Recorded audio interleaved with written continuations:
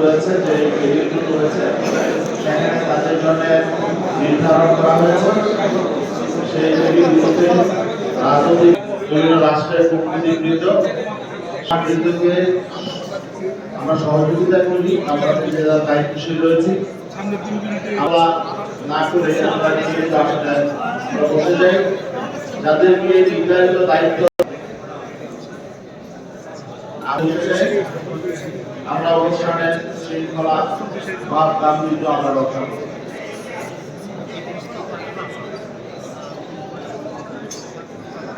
আমাদের আজকের এই অনুষ্ঠানে বাংলাদেশের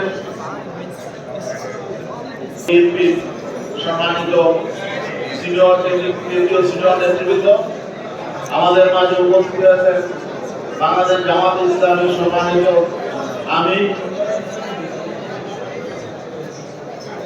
জনাব